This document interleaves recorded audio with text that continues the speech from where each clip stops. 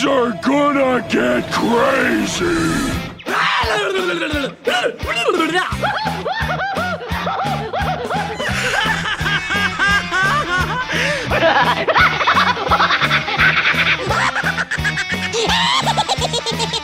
Most everyone's mad here. Hello, everybody, and welcome back to an all-new episode of AniMat's Crazy Cartoon Cast.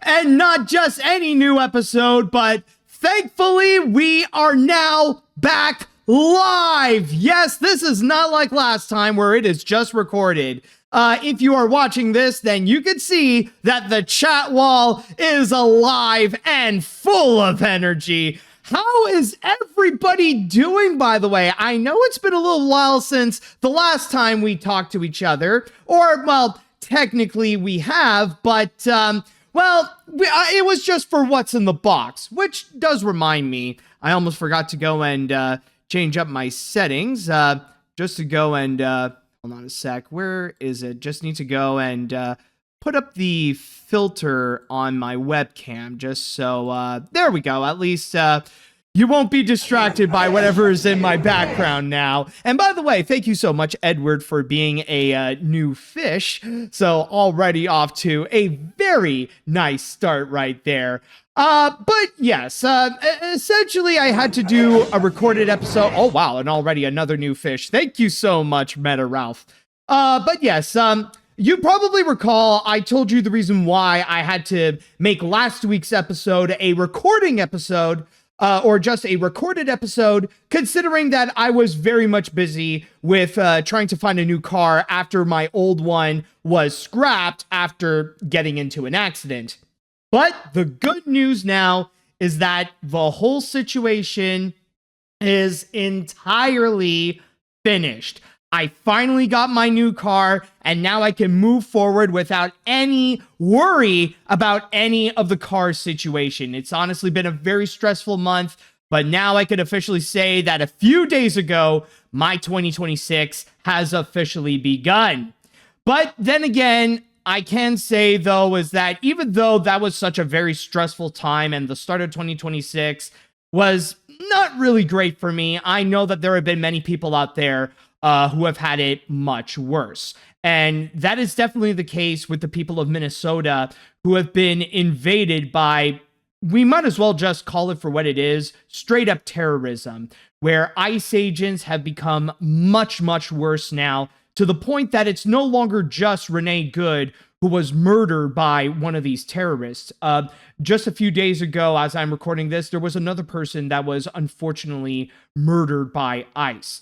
So in that regards, they have become more and more of a violent menace in which they're just there to terrorize people under the command of a Jesus-hating tyrant like Donald Trump and his Republican allies. Now, I know that this is a situation that when thinking about what is happening with the with how ICE agents are ruining America and are making everybody's lives worse, on top of the Trump administration pretty much destroying America from within, it's very much anger-inducing and frustrating to talk about, but at the same time, there is a way that we could conceive our energy and we could put that somewhere else where we can go and actually help out people. And before we do get things started, that's what I want to go and highlight here, where if you want to go and actually help out the people of Minnesota, then there is this website that you could go to at standwithminnesota.com. This is a nonprofit organization that is helping out the people of Minnesota to go and fight back against ICE and other terrorist groups under Donald Trump. So in that regards, you could go and just give out a donation, and they will provide to go and help out the protesters and the activists and the people needed to go and fight back against ICE and get those illegals, along with other types of illegals like Nazis and Confederates, out of Minnesota and hopefully out of America for good. But it's not just for that that they want to go and help out, because this website also provides links and several different areas of where you could go and support the people of Minnesota in many different ways. Pretty much help them to have the kind of needs that Republican politicians and Donald Trump are taking away from people, which includes rent relief funds, mutual aid funds, food support, pet and animal support, union member support funds, buy and donate materials, and diaper funds. So if you want to use your powers for good and you want to go and help out the people of Minnesota and fight against ICE, again, just go to standwithminnesota.com and go and make a donation. All right, now with that said, though, now that I do have that out of the way, we can actually get into the actual episode of AniMat's Crazy Cartoon Cast. And I got a wild episode for you all with plenty of trailers and, of course, some major announcements to really get into, including a grand finale that really is a grand finale. So with that said, now I would like to go and pass this on to the chat wall, and I'd like to ask you all, are you ready for today's episode of AniMat's Crazy Cartoon Cast? Let me hear it, folks. Are you ready? All right, so let's see. Who is prepared for this? Let's see now. Yes. Okay, we're starting to get some readies. Yes, I see the enthusiasm. Oh, how I missed that enthusiasm right there. All right, so I see people are prepared. I see people are ready. I see people are set. And with all that said, it is now time that we shall go and get things started. And with our first story that I have for you today, actually, our first batch of stories in this, it's actually going to be checking out a bunch of trailers here. And I know there's been a lot that has come out. However, I'm just going to be focusing on the more animation-related ones. Because yes, I am aware that there was also the big He-Man trailer that did come out recently that many people have been talking about. Not to mention that it did stir quite a bit of controversy when you got those Trump-supporting Republicans who got massively upset and really got triggered over the fact that He-Man was now given pronouns. Now, let me go and repeat that just to make it clear. Trump-supporting Republicans are mad that He-Man was given pronouns. Let that sink in. However, like I said, we're not going to be focusing on that. We're going to be focusing on the more animation-centered trailers that we got. Well, then again, already I might have sounded a bit hypocritical because our first trailer here, it's not necessarily animation-related, but it is honestly my favorite trailer of the entire bunch. And not only is this the one that's going to be coming out the soonest, but this is also one of my most anticipated things that is going to be coming out this year. So without further ado, oh, there it is. All right, just need to find my headphones. All right, so our first story, let's go ahead and check out the trailer for the upcoming ABC special and possible pilot, The Revival of the Muppet Show. Oop, sec. Broke? No, they are broke. That's why they're doing it. Yep. Good to be back. And that is The Revival of the Muppet Show, to which it will be airing on ABC on February 4th and then released on Disney Plus soon afterwards. And I gotta say, I probably have talked about this revival once or twice here on AniMat's Crazy Cartoon Cast. And I mean, I don't think I have to go and explain further about how much of a Muppet fan that I am. I mean, if you watch my videos, if you know me, even just through YouTube and stuff like that, you know I'm a major Muppet fan. And yes, I am absolutely excited for this special right here. And even though this is technically a short trailer, this is only about 90 seconds long, this really did the job to build up my hype. And that is especially because it's starting to really feel like a new episode of The Muppet Show. And I don't mean like, oh, this is like the Muppets are coming back, you know, doing their fun little thing. No. This is like, I can feel traces of the original Muppet Show series suddenly coming back. And I mean, of course, you got the obvious throwbacks that really make it a lot of fun, like the new rendition of the Muppet Show theme. But you know, the funny thing is, the major thing for me that really feels like the old Muppet Show is coming back is, funny enough, with Sabrina Carpenter. I feel like those scenes with Sabrina Carpenter, especially when interacting with Miss Piggy, that is where it really feels like we're going back to the classic Muppet Show, where we're going to have those moments where the Muppets get to interact with a special guest star in their dressing room. And we also see like all the crazy hijinks that happens backstage while they're also putting on an actual show on the real stage itself. But at the same time, it is also worth noting that there are some noticeable differences.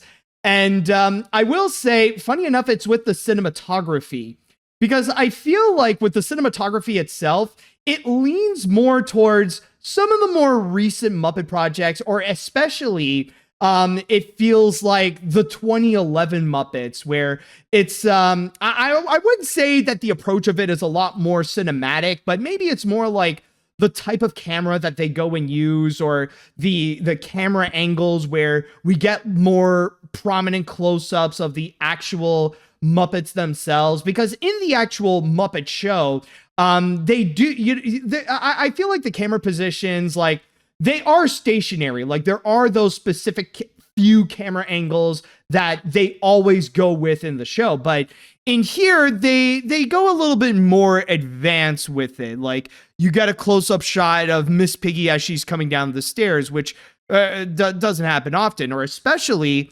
you get a good view of the audience as well. Where is it? Like, yeah, like you got at one point like this, where we see a bit of a combination, where the audience is pretty much a combination of real people and Muppets as well. Again, kind of a throwback to what they did before with the 2011 Muppets. And in this case here, this is also to go and introduce a bonus guest star where Maya Rudolph is also part of the audience. And of course, this is not to mention that speaking of bonus special guest stars, we also got Seth Rogen, who's also appearing, considering that he is an executive producer. So that does give him another opportunity to hang out with the Muppets, but this time actually be in the Muppet Show stage with them. And even though we have seen this particular clip before with the teaser, still though, this is a cute little funny moment. It's always been a dream of mine to be here. Ooh, got any other dreams? It's time to...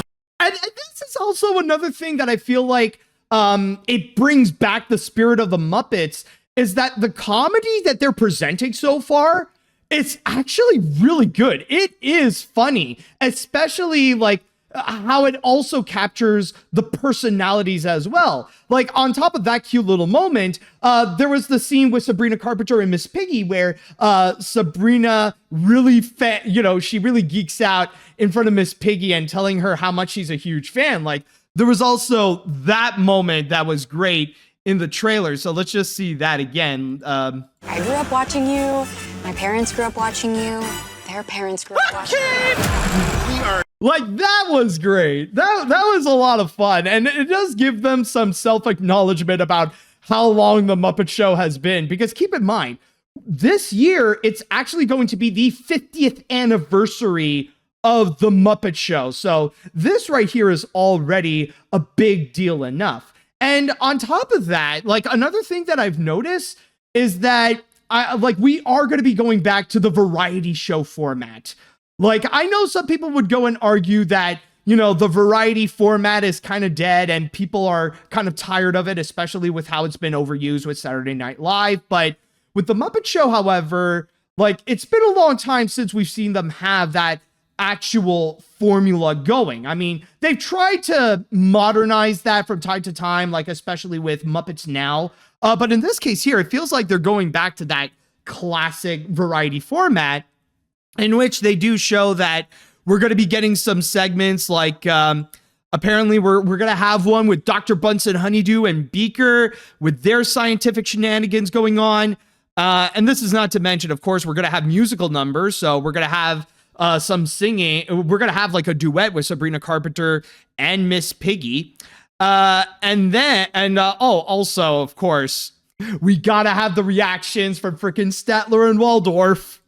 Well, if it ain't broke. No, they are broke. That's why they're doing it. Yep. Good to be back. So there is that as well.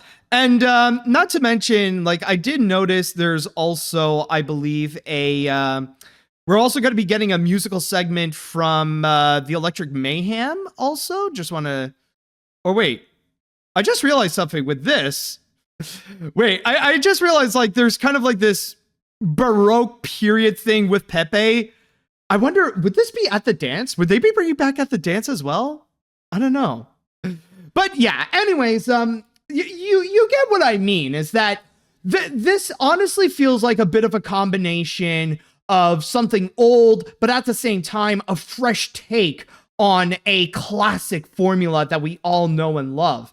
Honestly, this is starting to feel like it's getting closer and closer to possibly witnessing that the Muppets are actually going to be making quite a comeback, and that this is going to be returning to the true old glory that they used to have a long time ago, or like even from 50 years ago. So that's why, for me as a Muppet fan, I am absolutely excited for this. I think the trailer did a very good job to go and give us a lot of promise of what we wish to see with the comeback of the Muppet Show. That, you know, as I said before, it's basically mixing the old with the new, that we're going to be getting like a bit of a new twist to the formula, and there will be some more modern things that will be added, especially when we do have special guest stars like Sabrina Carpenter. But this looks like it's going to be the promise that this is the return of the Muppet Show we have been waiting for so long, and hopefully this will be considered a pilot, where from there we could be getting so much more of it. So if you are excited to check out the return of the Muppet Show, then keep in mind that it's going to be airing on ABC on February 4th. And with that said, now I would like to go and pass this on to the chat wall. And I would like to go and ask you all, what did you all think about this trailer of the Muppet Show? Are you guys as excited as I am? Do you guys have any doubts, any criticisms you would like to go and bring up? I would really like to know. And also, you know, it's been such a while. How about we do something a little bit fun here? So why don't we go and make another poll? Hey, you know, so yeah, okay, there we go. I'm able to make the poll. So now I want to ask, will you be watching the Muppet Show 2026? So I'll put down yes, and I'll put down no, and let's see what the chat has to say now. All right, so let's see. From the looks of the Muppet Show special, I think it looks fun and staying faithful to the original version. It brings both old and new to this special at the same time. That makes me want to see whenever I get off from work and deal with the snow situation. Seriously, the snow where I am now, we're a lot and frozen as a rock. I'll definitely as soon as I can. All right. and I do completely understand how you feel, because honestly, before starting this, I spent an hour outside just shoveling. Like, we didn't have a snowstorm here, but we had a heck of a snowfall where there was a lot to go and shovel out. Oh boy. So I'll consider that my workout of the day. All right, let's see now. God, these little guys haven't missed a beat. The comedy is still on point. I can't believe they got away with that kink joke. Sabrina Carpenter is a natural fit for the Muppets energy. Rolf was there, and the tone is very reminiscent of the 2011 movie. Which reminds me, where was Walter in all this? Have him provide backup whistling for one of Sabrina's songs. But my one ask for this: bring back Veterinarian's Hospital. We need to know the continuing story of a quack who's gone to the dogs.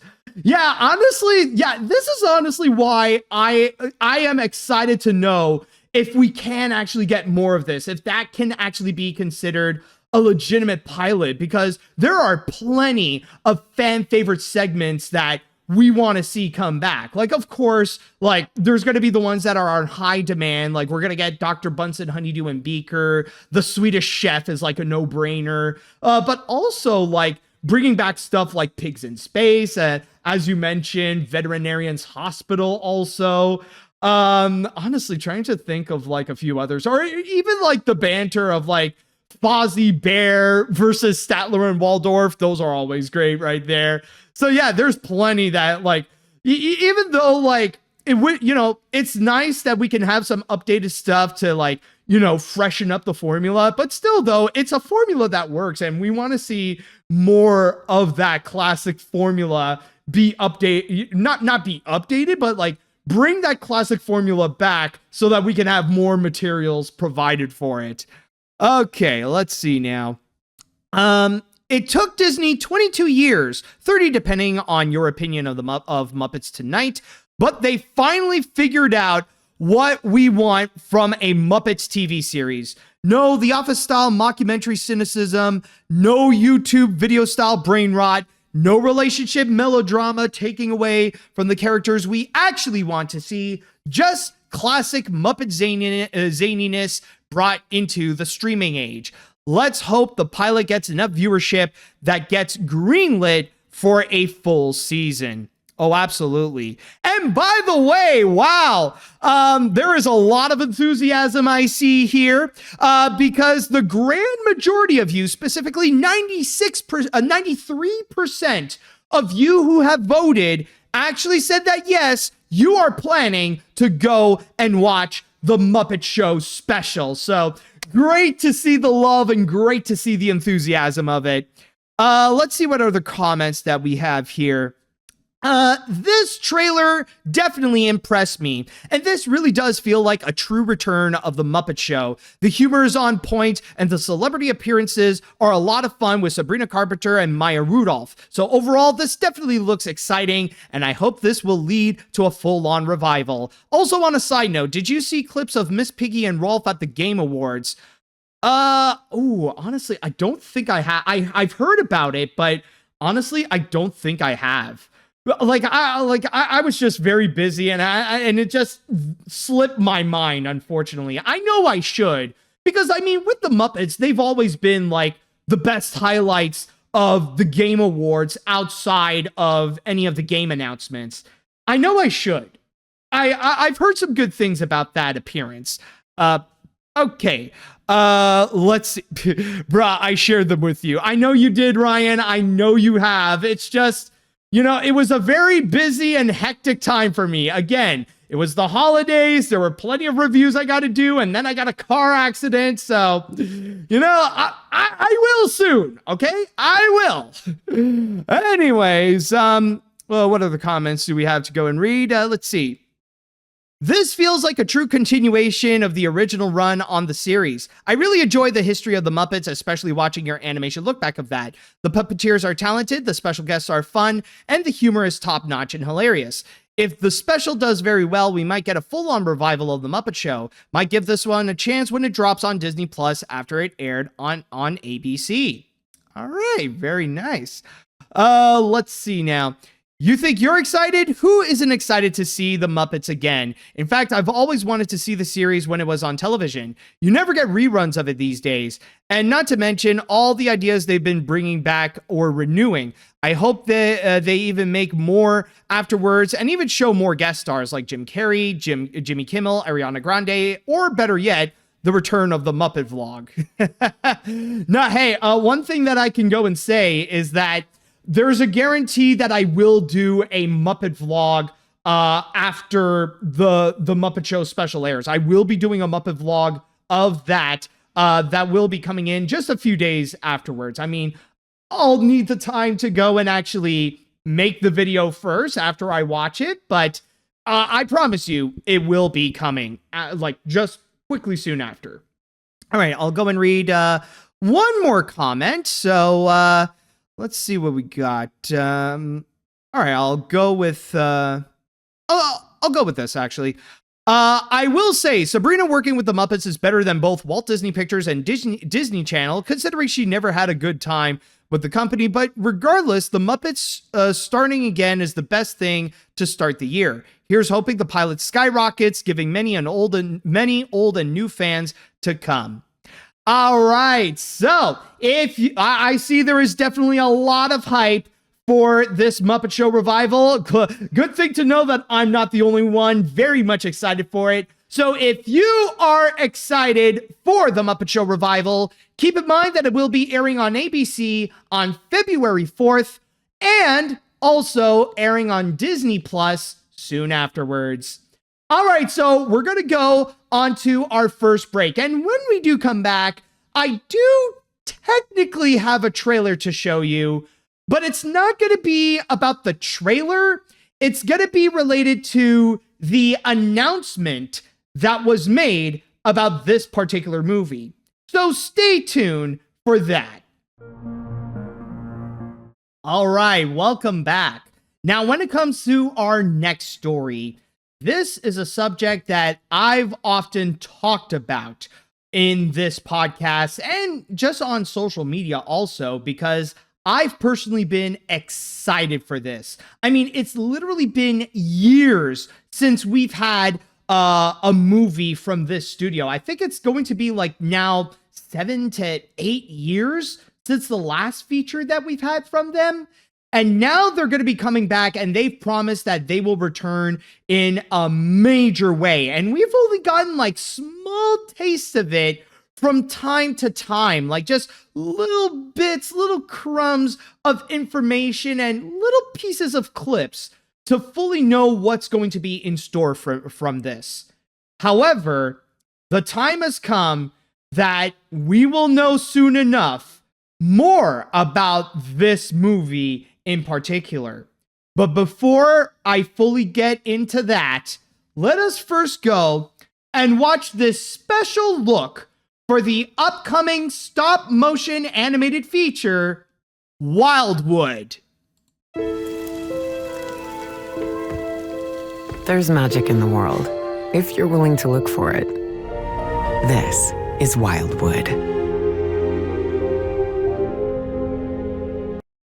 And that is the special look of Wildwood, to which it focuses on the main location of Pittock Mansion, which is actually a real place that you can find in Portland. But in this case here, it really does sound like they're turning it into this Studio Ghibli-like place where once you enter, you're about to discover this very magical world. It's like basically Portland's interpretation of something like Spirited Away or something like that. That's honestly how I felt like with what they're trying to sell with this idea with Wildwood's Pittock Mansion. But this is not about the video that we have just seen. Even though it is very impressive with what they have presented, and especially the scale that they had to go and build for Pittock Mansion, especially for certain scenes that they got to do, and for some of the shots that they would go and create, and especially the intricate details that they would go and put into the set. What I want to talk about, however, is actually an announcement that we have been waiting for so long. Finally, we have a confirmation of when it's going to be coming out. And the good news is that it will be this year, but the most shocking thing of them all is that it will be coming out in theaters. Yes, the big announcement is that LAIKA is teaming up with Fathom Entertainment in order to go and release Wildwood in theaters nationwide in the US and I do believe Canada as well on October 23rd. So we still got several months that we gotta wait, but now we are confirmed of when this is going to be coming out, and shockingly enough, in theaters. Now, there is some details that I do want to go and explain in terms of this deal with LAIKA and Fathom Entertainment, because this is not the first time that they have collaborated. Fathom has actually recently been working with LAIKA in terms of putting out the new re-releases of their classic films. Just not too long ago, they were the ones who actually distributed the re-release of Paranorman, along with that new animated short. And prior to that, Fathom was actually the ones who distributed the very successful Coraline re-releases. Like, no joke. I know that lately it's been pretty common that we've seen some fan favorite animated movies be re-released in theaters, but very few could even get to the levels of Coraline's success. When that was re-released, my God, people came in droves, and even at the box office, it was challenging like some of the new major movies that were out at the time. So it was a major deal when they were bringing out Coraline on the big screen. So through that collaboration, of course, they're going to go and team up again in order to go and release their new movie, Wildwood. But hold on, though. Don't worry if you're not from North America, like in the US or Canada, because LAIKA does have a plan in terms of the international release of this movie, which let me go and read you here from my source on Animation Magazine, to which it states here, the announcement reflects a new phase for LAIKA as the studio expands its global distribution approach for Wildwood through a combination of independent strategy and best-in-class partners. International sales will launch next month at the European film market in Berlin, where Film Nation Entertainment will introduce the film to buyers across international territories. We also got a couple of quotes that I would like to go and read you here. One of which is from the Chief Marketing and Operating Officer at LAIKA, David Burke, in which he says here, Wildwood is a testament to LAIKA walking its own path. For Wildwood, we're taking a more customized approach to how we bring the film to audiences, matching partners to the specific needs of and ambitions of the project. Partnering with Fathom's Denver-based team brings national perspective and operational strength to the US release, while working with Film Nation internationally positions the film with scale, reach, and deepened expertise in global markets. It's a strategy built specifically for Wildwood, preserving LAIKA's independence while aligning with world-class collaborators to support the film's ambition. We also got another quote here, this time from the CEO of Fathom Events, Ray Nutt, in which he says, Wildwood is a magnificently ambitious stop-motion film and a landmark achievement in handcrafted cinematic artistry. A project that means so much to both LAIKA and Fathom Entertainment. It's a breathtaking, creative feat that will captivate audiences when it arrives on the big screen this October 23rd. Fathom is elated to build on our past theatrical re-release success with LAIKA, including Coraline and Paranorman, and to be selected and entrusted and as the distributor for a full nationwide US theatrical release of Wildwood consistent with that of the legacy Hollywood studio, complemented by the innovation Fathom brings to all of its theatrical engagements. Distributing Wildwood to the US theaters further exemplifies Fathom Entertainment's growth and evolution into a full-service specialty theatrical distributor. So that's pretty much the big announcement that has happened. Yes, we have finally gotten a release date for Wildwood, but the most shocking thing of them all, it's not just the fact that we got a release date, but we are going to see Wildwood on the big screen. And this is a massive shocker because now we are starting to see the return of stop motion in theaters. And I will explain further why, because I know it sounds crazy just to mention that for Wildwood, but there is a little bit more to it. Because the thing is, as of recent, we saw the massive decline of stop motion in theaters. And during the 2010s, they really went on a major downhill slope where it just became harder and harder in order for a stop motion animated feature to make money at the box office, especially when competing against other mainstream movies out there.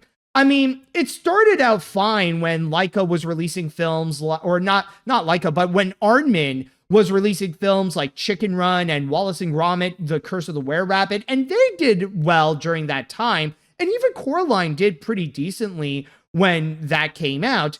But then suddenly we saw more movies get released and more of these stop motion films, and they have just been making less and less money at the box office with films like Paranorman, and then you got Frankenweenie, and then moving forward from there, you also got Kubo and the Two Strings, and Early Man, and Missing Link, and a few of those others as well. And they've unfortunately been inevitable box office bombs. It's not because of the movies themselves. Some of them, like, they actually turn out great. Like, again, I love Kubo and the Two Strings, and it's honestly my personal favorite LAIKA movie, and I even consider it to be one of the best animated films of the 2010 decade.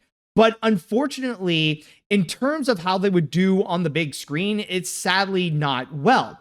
Which was why when entering upon the 2020s and the pandemic occurred, at that point, it felt like streaming became the new home for stop motion films. Because for the most part, whenever a stop motion project would get released, it would be coming out exclusively on streaming. Rarely would we even get a chance to find them on the big screen. And if they would just be like very special limited releases. Like, this is especially the case with Aardman, where they frequently collaborated with Netflix when they would put out films like Shaun the Sheep Farmageddon, and then Chicken Run Dawn of the Nugget, and not too long ago with Wallace and Gromit, Vengeance Most Foul. And it's not just them either, because we also saw that with other stop-motion projects, such as Guillermo del Toro's Pinocchio as well. But then, I guess things have now changed, and now Wildwood is going to be coming in with a theatrical release, especially when collaborating with Fathom Events. In fact, just thinking about it now, I'm starting to think that maybe those re-releases might actually hold the key to show that maybe there is potential, especially when it comes to LAIKA, that shows that there definitely is an audience who wants to go and check out stop motion films on the big screen. And I mean, yeah, some could argue that a big part of it is because of how Coraline has such a massive cult following nowadays, but still though, it managed to work. Those re-releases of Coraline and Paranorman did manage to attract audiences to come back to the big screen to watch a stop motion animated feature. So there definitely is an audience. There is a demand there to go and say that people want stop motion animated features on the big screen. And Wildwood is one of them that is going to deliver. But the key thing that I just said is that Wildwood is going to be one of them. Because a few weeks ago, there was actually an announcement that yes, there is another prominent stop motion animated feature that is also going to be coming out on the big screen. Or at least that feels like the major promise of it, when G-Kids announced that they got the US distribution rights to the third Shaun the Sheep movie, Shaun the Sheep, The Beast of Mossy Bottom. And they even mentioned that the release date is going to be at the same time as what UK has planned, where this is going to be coming out around the Halloween time. And you know what? Come to think of it, what a coincidence that it is doing so, considering that Halloween time is very much close to the release date of Wildwood. Like, you got Halloween and then you got October 23rd. So there is a good chance that during that time, we're going to see not one, but two prominent stop motion animated features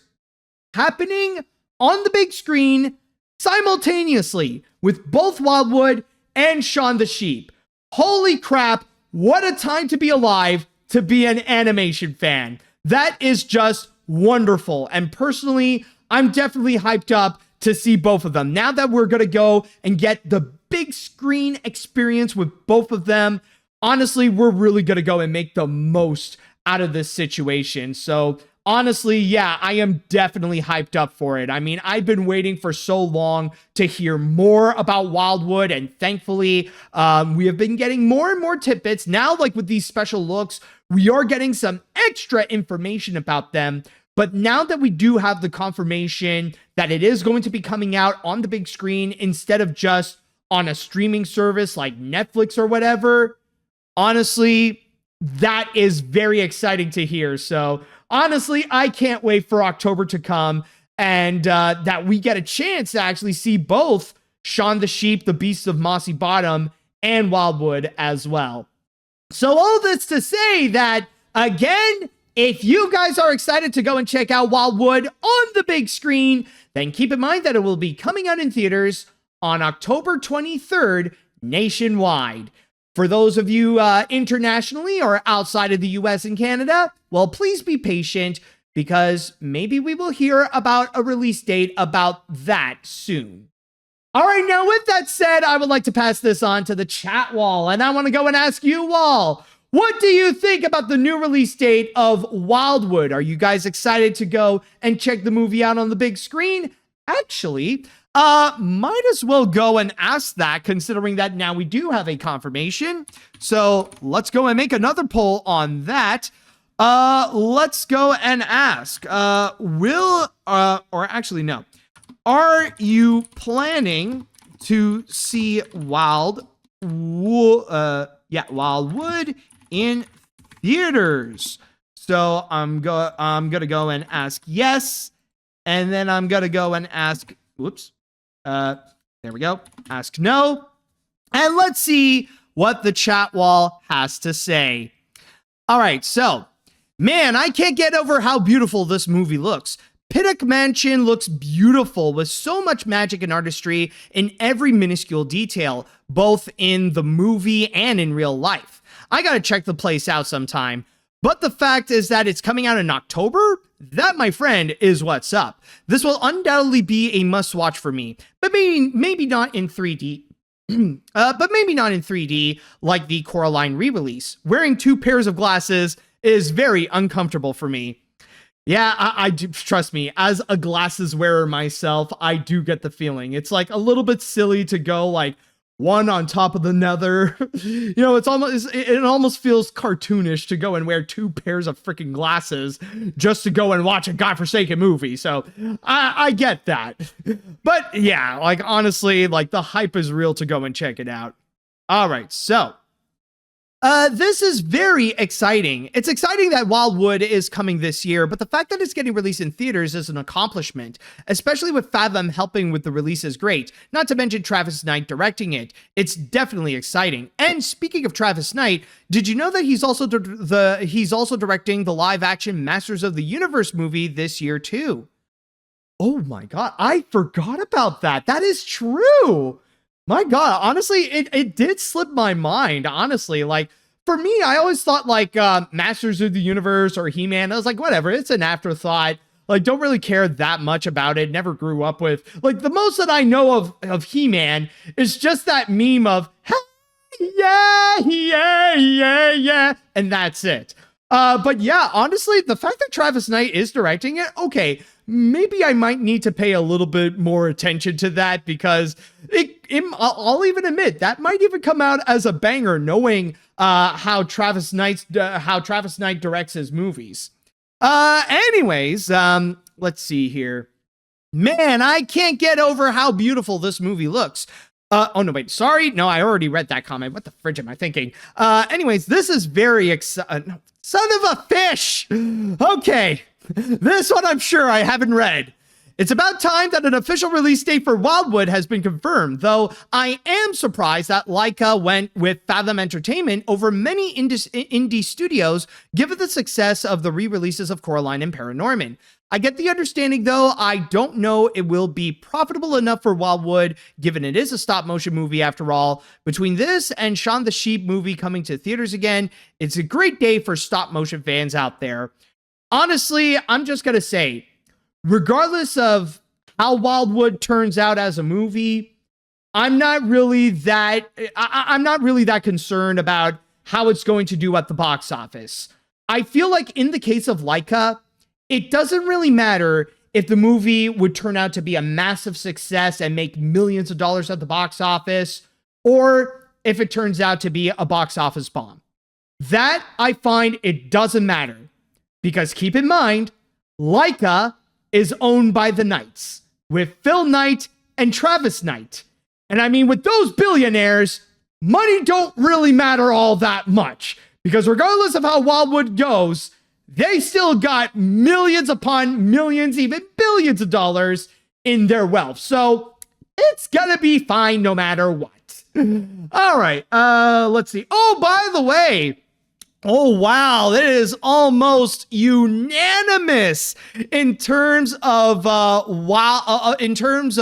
people planning to see Wildwood in theaters. With literally the exception of one vote, almost every one of you have actually voted yes, you're planning on seeing Wildwood in theaters. So that's about 95% of you who have voted.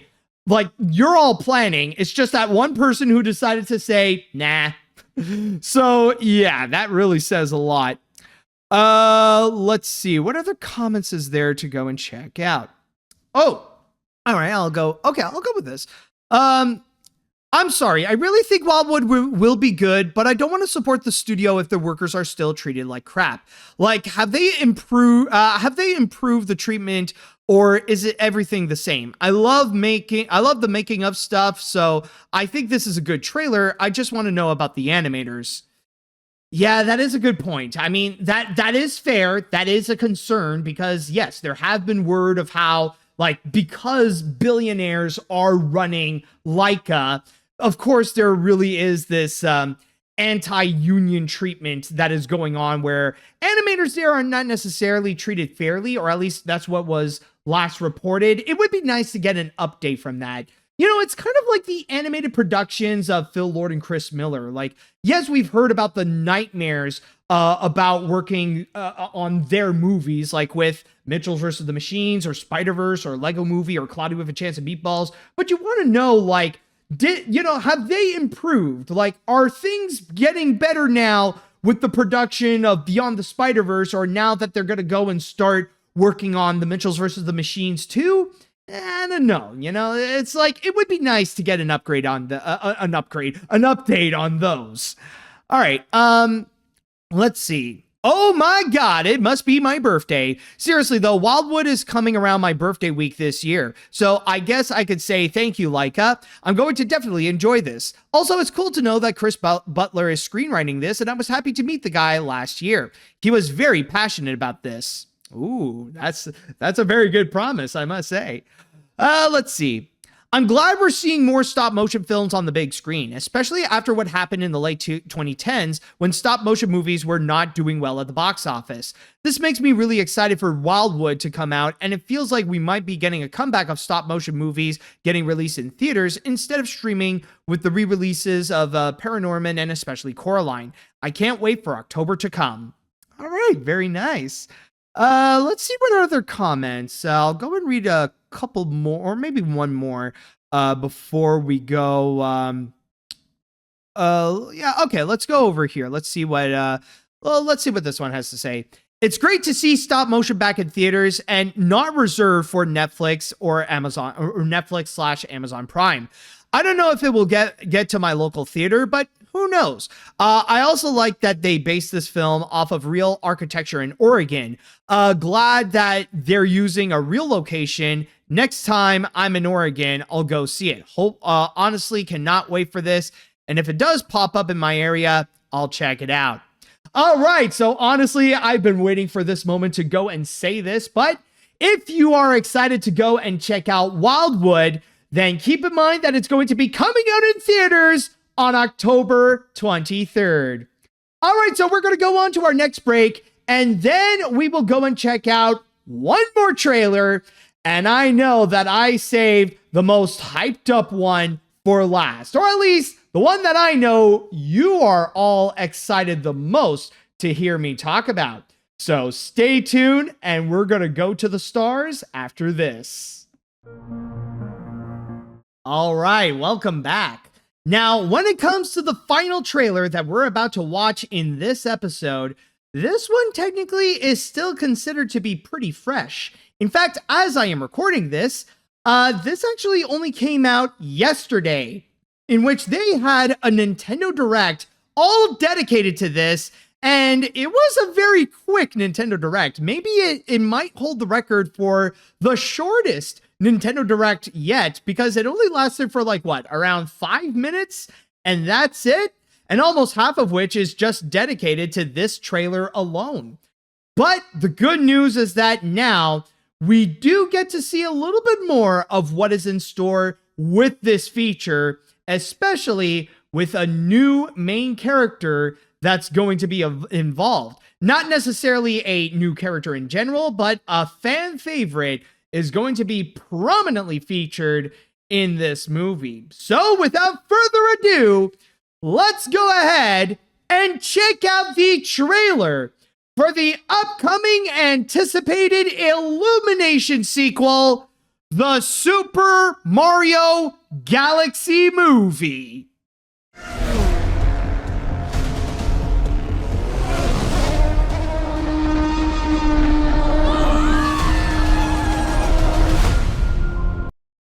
And that is the Super Mario Galaxy movie, to which they actually updated the release date, where now it's going to be released a little bit earlier than planned, where now it is going to be coming out in theaters on April 1st. And I'm going to be honest with you all, my first reaction when I saw this, because I did manage to go and capture it when it went live. I actually did see the Nintendo Direct. I actually woke up and then I grabbed my phone to go and check out what the Direct was all about. And honestly, after watching this, I was a bit disappointed. And the main reason why I was disappointed was because no Rosalina. I was hoping we'd get to see maybe a little bit more of Rosalina, maybe see her a bit in action, or see what role she's going to play in the movie. But alas, no, she not nowhere to be found, sadly. So yeah, that was a bit of a personal letdown. So you know, when you're hoping to see more of your waifu, but then suddenly she's a no-show. You know, it's a bit sad. You get what I mean? All right, no, but anyways, all that aside, I mean, honestly, I could see why people are hyped up for this, especially when in this trailer, of course, the main thing that they want to go and present is the fact that, yes, Yoshi is indeed going to be involved, and not just that, but he's also going to be a key player. He's going to be one of the main characters of what we are about to see, especially when there will be times when it feels like they promise that Yoshi is going to be taking center stage. And this is something that I just noticed when watching the trailer over here. But when you, first of all, I will say I was rather surprised that the realistic Tyrannosaurus Rex is going to be making a cameo in this movie, specifically the realistic Tyrannosaurus Rex from Super Mario Odyssey.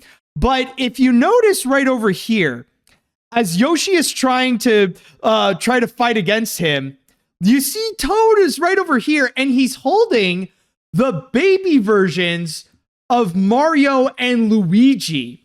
So we're going to get a little bit of Yoshi's Island onto this as well in this entire experience.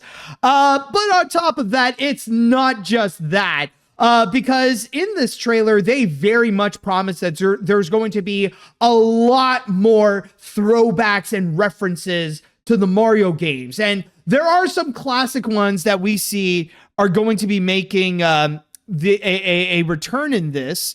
Like one prominent example, not the fish, but specifically, we see Luigi wearing the frog costume like in Mario 3. But then afterwards, we see, or actually just afterwards, we see Peach fighting against Birdo. So we know Birdo is going to also make an appearance, and she's going to be in a fight scene against Peach here.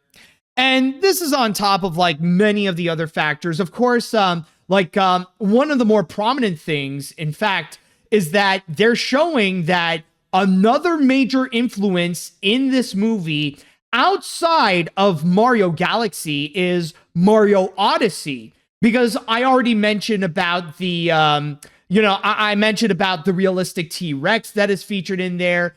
But on top of that, right at the beginning, we see Mario and Luigi, like they're going around their motorcycles and they're in one of the Mario Odyssey worlds. I forgot specifically the place of what it is called, but I mean, I know what it is because I've played and 100% in Mario Galaxy. Someone actually mentioned it's Tostarena? Is that what the place is called? Yeah. Okay. Yeah. Tostarena. Basically, Mario and Luigi has entered into Tostarena, interact with the locals that are basically painted, they're basically painted skulls, all wearing sombreros. And like you even see like a few more of the additional characters. Like you back up and you see one of the Moai heads on the back as well. So that's honestly a lot of fun. So yeah, essentially, if you want to go in and you're hoping to see more of those like references show up in here, oh yeah, they're definitely gonna go and deliver on that. Absolutely. Like there's gonna be even more of a treasure trove of throwbacks and references from the games that are now going to be adapted to the big screen. But with that said though, it honestly gave me a little bit of a thought. Not just of this trailer that we have seen, but also of the other trailer that we have gotten, the one where Rosalina actually does make an appearance. And on top of that, we also got like Bowser Jr. also appearing as well. And the more I do think about it, honestly, the more that it makes me concerned about how this is going to be coming out as a movie. Now, granted, I do understand that the first Mario movie, as a movie, it's not great. Like, it's not really, like, best animated feature material, but it is a lot of fun to watch. But, however, like, when you look at it critically as a feature film, like, when you compare it to, like, some of, like, what is often considered the best animated features of that year, like Across the Spider-Verse, The Boy and the Heron, Nimona, and more, it's not really the best per se. Like it does feel like it prioritizes more the fan service more so than it does an actual movie. But I can't help but feel like maybe this could be the case with the sequel as well, and they might even be doubling down on that. Because now at this point, and this is honestly especially the case with the trailer that we have seen, one thing that I'm not sure of what we have gathered, or one thing that feels absolutely unclear, is the story itself. What is the overall story going to be? Especially if they're going to be combining so many different factors from the Mario games and put it onto here. That we're going to be getting a little bit of Mario Sunshine with Bowser Jr., and then we're going to have elements of Mario Galaxy as well, along with having Rosalina making an appearance. And then we're also going to be getting Mario Odyssey, where they're going to be going into several of those worlds in particular. And then you're also going to be getting another one. You're also going to be getting like elements of Yoshi's Island, like trying to bring in Yoshi into the mix. Now, maybe they'll just go and find a way of just mixing in Mario Galaxy 2 into that, but still, though, there's just so many. It really does feel like, at least with the trailers, they're prioritizing so much of all these different references from the games, where it just feels confusing when you think about how this movie is narratively going to be. Like, what is the overall story of what we're going to be getting with this? How does everything tie all this together? Now, I am not doubting that maybe they'll find a way to go and actually do it very well. Maybe there's a way that the movie itself could actually answer my questions, but I can't help but feel like it really is prioritizing so much of throwing in as many references as possible, to the point where having an actual story is just going to be missing. And as a movie, maybe it could end up feeling like a double-edged sword where, yeah, that's the fun part of watching this movie, but it's also the biggest issue of the feature itself, where it's just going to get carried away with all of these throwbacks and references. And to this day, we have seen plenty of movies that do have that flaw where it's less about the movie and more just throwing out all these references just to make the fans happy to say, look, here's your favorite thing on the big screen, and have not much of a point to it. It's the problems that have plagued films like, even some recent films like the Minecraft movie and the Five Nights at Freddy's films, where, they've been very successful, of course, in terms of how they have done at the box office and stuff like that. But as movies themselves, like in terms of the reactions of critics and audiences, even that didn't really gel that well with them. Like even they had to acknowledge that, yes, as movies, they definitely do lean in on the weaker side, or that they can be straight up bad. And that's one thing that I am personally worried about with the Mario Galaxy movie, is that maybe they might end up being a little bit too carried away with all of these references, to the point that, honestly, my worst fear with the Mario Galaxy movie, as much as I am excited for it, I worry if the novelty of seeing all those references might wear off, and it just and if you take that factor away, the Mario Galaxy movie might end up giving us next to nothing. But I don't know. But so far, with what they are presenting in the trailers in particular, so far, what they are promising to us is, if you enjoyed the first movie, if you really liked what you experienced with that, then you're also going to be enjoying this as well.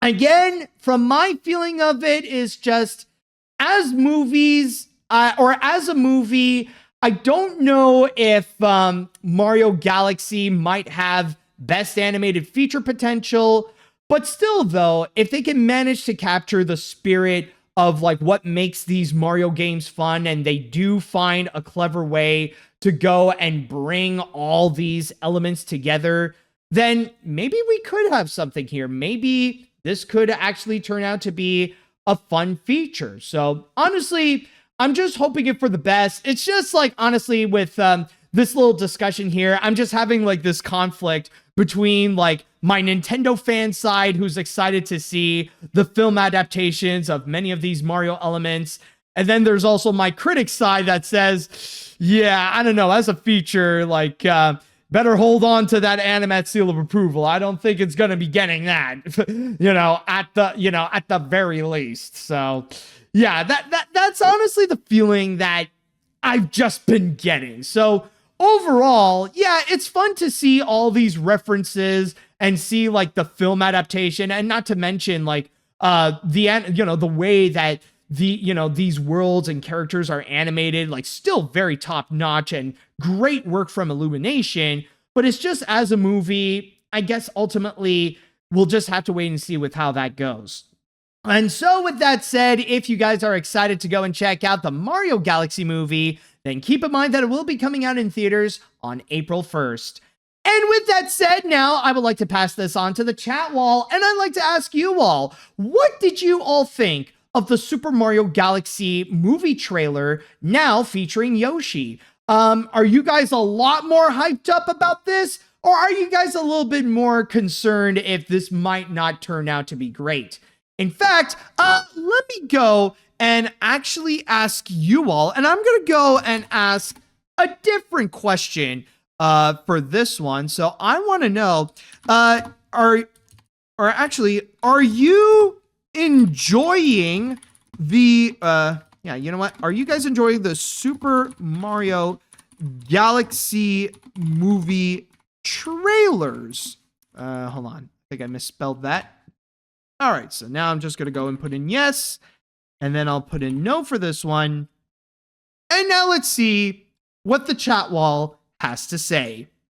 All right, so I know the feeling about Rosalina not being in the trailer. I can absolutely understand why you would be disappointed with this, but I find this trailer to be quite okay. Yoshi looks great in this, and I like the references of Super Mario Odyssey, even though this is a Super Mario Galaxy movie.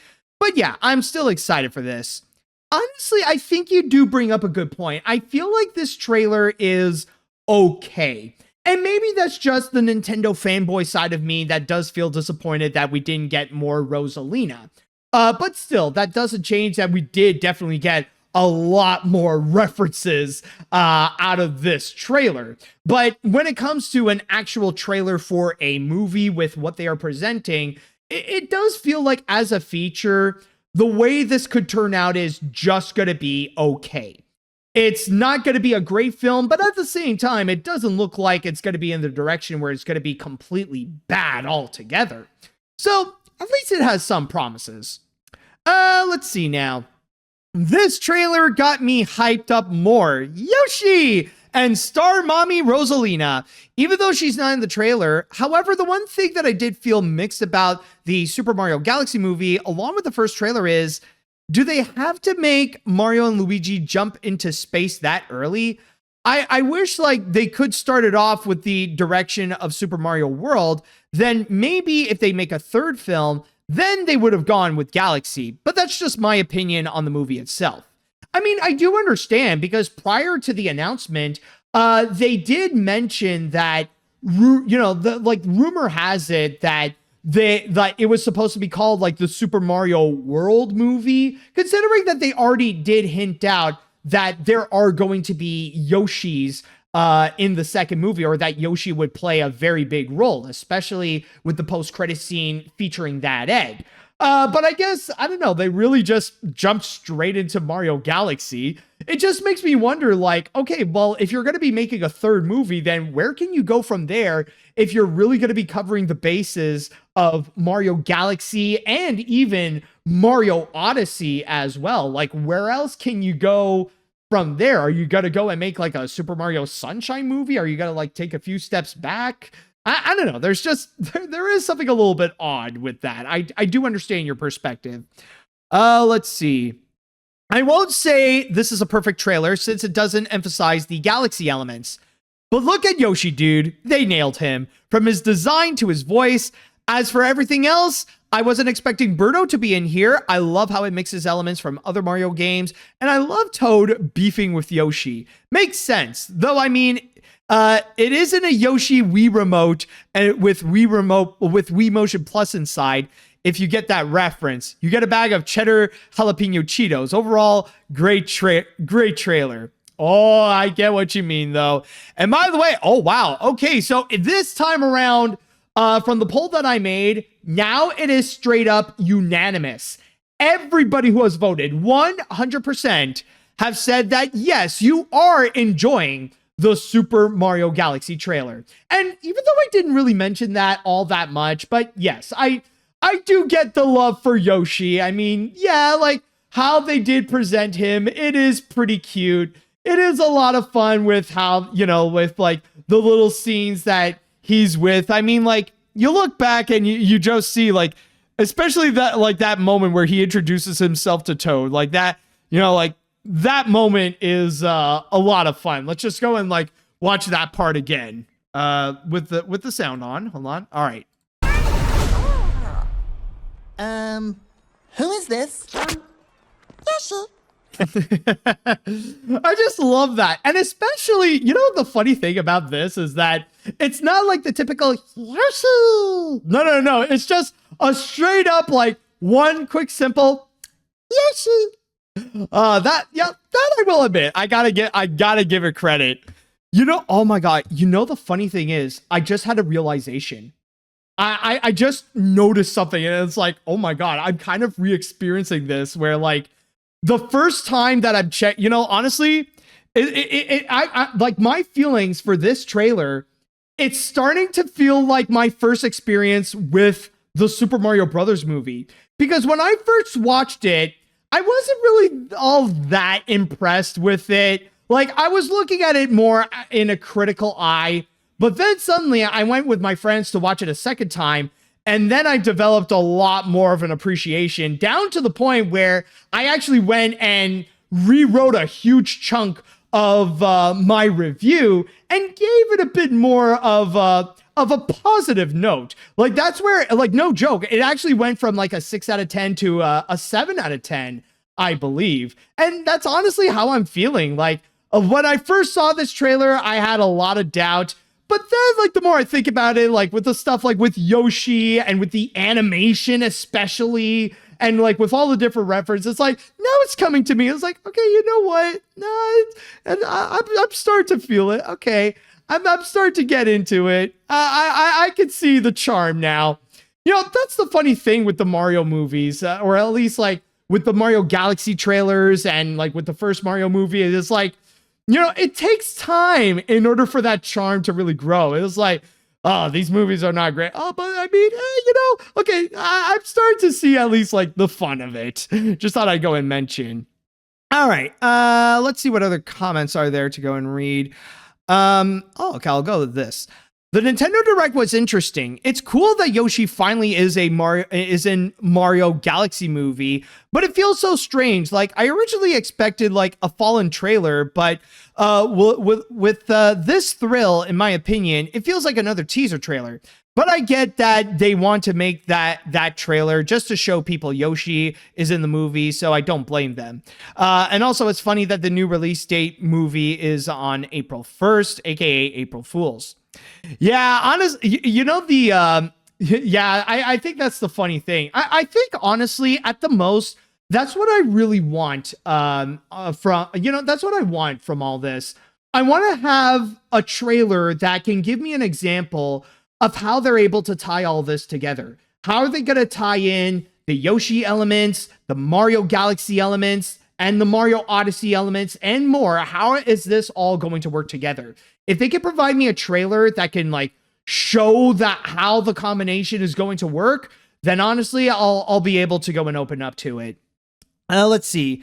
The Toad and Yoshi dynamic already looks quite fun, and I have high hopes that this can be even better than the first. My hopes is that Mario doesn't become the angry, abusive drunk that Chris Pratt played in Mercy, a cop and ICE supporting film and anti-civil film. Yeah, I have heard about Mercy, and I don't think I've heard of a single good thing about Mercy, so I know that's just a piece of crap that I'm just gonna skip right there. And I think, honestly, okay, let's just go and read one more quick comment here. So, let's see. It does seem like it's adding way too much into a single film, but even then I could see how this will be a fun film to sit through. Though I must ask, does anyone feel like Yoshi kind of looks like Arlo from The Good Dinosaur? I mean, okay, you know, in that regards, I'm going to be defending Yoshi in this case. Like, honestly, like this Yoshi right over here. Oh, okay, didn't mean to actually make it play. But just want to go and show you. The thing is with like with this Yoshi, like this is based on the Yoshi from the games. This is how Yoshi always looked like. Arlo from The Good Dinosaur, even though that thing feels like it's meant to be more emotional and more dramatic, for some reason, the people at Pixar decided, oh, let's go in something that looks like Yoshi and something from the Flintstones. I think that's more of a Good Dinosaur problem. As much as I like that film, by the way, I really enjoy it, and I do think it's a bit underrated. But still, though, with those designs, nah, that's on Pixar. It ain't on Yoshi's fault. All right, but with all that said, I could definitely tell that there is a lot of excitement going on with the Mario Galaxy movie, especially now with Yoshi's involvement. And if you are hyped up for the Super Mario Galaxy movie, then keep in mind that the film will be coming out in theaters on April 1st. All right, so with that said, now that we are done with trailers, now it's time we're going to go and talk about a couple of stories. And when I come back after this, I will be discussing about a new convention that's going to be coming soon. But this is no ordinary convention. This is one that people are already starting to feel like it really emphasizes the con in convention. And you'll understand what I mean after this. All right, welcome back. Now for our next story, what I will go and present to you is actually going to be a new kind of convention, because this isn't any ordinary Comic-Con. This is actually an opportunity where not only will you get to go and meet your fan favorite creators and actors and many different people in the animation industry, but also this is a chance that you could go and actually elevate your potential careers and your dreams. Yes, if you ever wish to be a show creator or a voice actor, a writer, a filmmaker, a producer, a director, or any of those kinds, really emphasizing more into the animation aspect, then this convention is for you. Or at least this convention says it's for you. Because this is what it all claims. But is that actually the case? Well, let's find out as we will go and analyze Hart Con. Yes, folks, this is the new convention created by Butch Hartman, whom you may know is the creator of the Fairly Odd Parents, Tough Puppy, Danny Phantom, and several others. Now, to go into the specifics about Hart Con, I'm going to go and read you from my source here at hartcon.net to go and describe to you what Hart Con is about. As it states right over here, have you ever dreamed of making a living doing what you love? I mean, who doesn't? Creating movies, telling unforgettable stories, writing scripts, designing animated characters, performing voiceover work, pitching your ideas to studios, and actually selling them? This is what Hart Con is all about. Hart Con is the brainchild of Butch Hartman, the iconic producer, animator, and creator behind beloved Nickelodeon classics, including The Fairly Odd Parents, Danny Phantom, Tough Puppy, and Bunsen is a Beast. Yeah, a very interesting choice of words with the iconic producer and beloved Nickelodeon classics. I don't know, there's something, like, I know that shows like Danny Phantom and Fairly Odd Parents are loved, but still though, those choice of words feel very, how could I say, inflated per se. But anyways, beyond television, Butch is also an entrepreneur and founder of Butch Hartman Studios, a full-service animation production company. The studio's recent release, The Garden Cartoon, is already making waves in the Christian children's entertainment market. So from there, basically with Hart Con, which by the way is going to be held March 13th and 14th at the Southern California region, or the Southern California area, basically Hart Con is kind of like a combination of a convention and a workshop, where it basically teaches you to elevate your craft and actually have opportunities to go and meet some industry veterans in order to have a chance to go and network with them and get some advice on how to go and elevate your career and stuff like that. And on top of that, there's even a list of people so far that is said to be involved with Hart Con and who you could go and potentially meet. And in here, it states that, of course, you're going to go and meet Butch Hartman, but on top of that, You'll get a chance to meet voice actors like Eric Bauza and Tara Strong. You can also meet producers like Taylor Bradbury, animators and directors like Rob Pratt, and Hollywood talent representatives like Julie Kane Rich. Now, let's say you're interested in going in this Hart Con. Maybe it's an opportunity that you would like to go and take. Now, how could you go and try to get access into Hart Con? How do you get into something like this? Well, if you want to know, all you have to do is go and register. Now, of course, there is a bit of a date limit.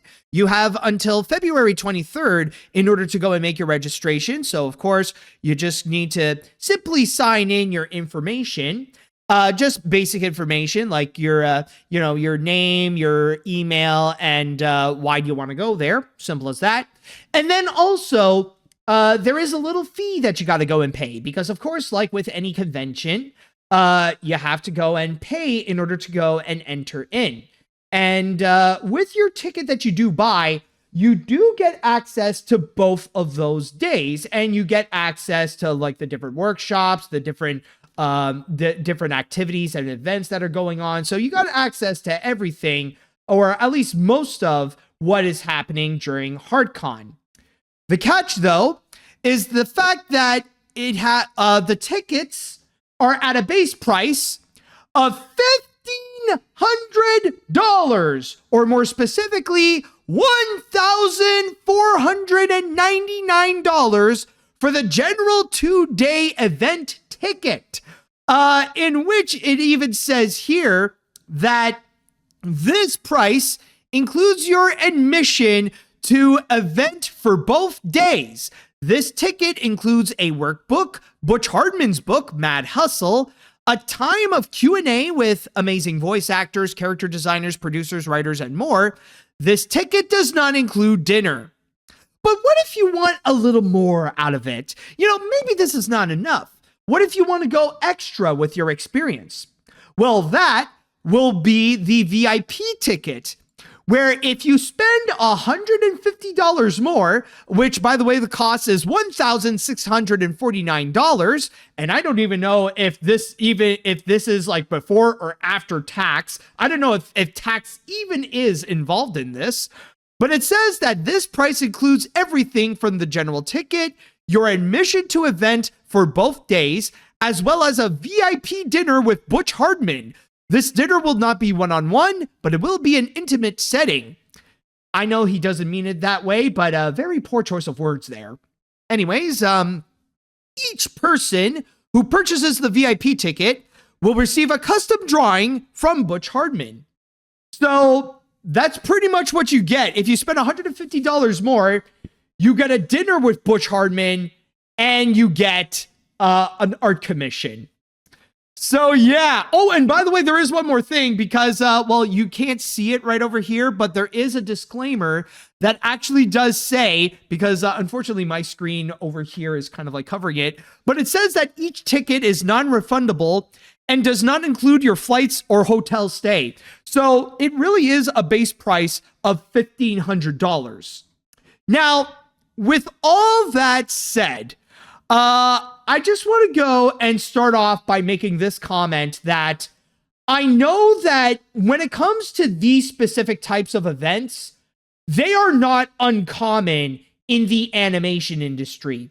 In fact, just in the entertainment industry, this is quite common to see that many veterans would go and they would put out their own kind of education program. That there are some voice actors, some animators, some show creators and stuff like that. They would go and when it's a more downtime in their careers, they would go and start a new business venture where they would go and begin this workshop or kind of like this, like I said, an education program where they would go and teach the next generation about the craft that they have mastered. Like case in point, you got Steve Bloom, who is out there providing workshops to teach people about the voice acting industry, to help sharpen your craft and how to really get there how to really go and make a name for yourself in the industry, or to help to give your career a boost. Or there's Don Bluth, who has a program called Don Bluth University, where like it's like a legitimate course that would take a few months. But he has several classes during that program where he would teach people about animation and how he would go and produce animation so that the next generation can go and follow those same steps as well. Now, those things are quite common, and that's not what I'm going to go and condemn Butch Hartman for. If he wants to go and make his own workshop or education program on how to go and become a showrunner like him, then all right, fine. He can go and do that. But considering that we are talking about Butch Hartman, though, there's just a way that he does it that honestly feels like it's more about him than it is actually about helping the next generation. I mean, we're literally talking about something that Butch Hartman this is about Butch Hartman creating something that he calls Hart Con. I mean, he basically created a straight up me-con. And I know that I am not the first to go and say this, but this is really another prominent example of Butch Hartman really inflating his ego. Like, I know that there are people who would go and complain about others having a bit of this egotistical attitude. I know that I used to have that problem back in the 2010s, but I've been doing my best to try to go and improve on that. And I mean, I'm still doing my best I can in order to go and humble myself. But when it comes to Butch Hartman, like, holy crap, there are only a few people in the animation industry that have an ego that can be bigger than Butch Hartman. In fact, like, his ego is probably the one thing that is bigger than the legacy of his shows like Danny Phantom and The Fairly Odd Parents. And how ironic is it that Butch Hartman considers himself a Christian, like a devout Christian, and yet he is quite the prominent example of why pride is considered a sin. It's like the dude can't really see that in the mirror because he just has so much vanity for himself. And not to mention that even when you do look at the stuff that Butch Hartman would go and offer, like going back into what you would get out of your tickets, like over here is like what he is offering is just like he's offering his book, he's offering the people that he knows about. Like, really, of course, like, he would bring in people like Eric Bauza and Tara Strong, considering that, they've played key roles in Butch Hartman shows. And I think the most hilarious thing about it is when you would have to go and jump to the VIP ticket, because the only bonus that you get compared to the general 2-day admission ticket is just having a dinner with Butch Hartman and having an art commission with Butch Hartman. So it really is more about him than it actually is about either the convention itself or about helping the next generations. And not to mention, like, speaking of like the tickets and the price itself, this is another thing that is absolutely ridiculous. It's the factor of the price of these tickets and the fact that it is a base price of $1,500, to which it doesn't include your food, your flight, and your hotel. So already, if you do plan to go, like, you're probably already going to go and spend like maybe $3,000 to $4,000 just for those 2 days in particular.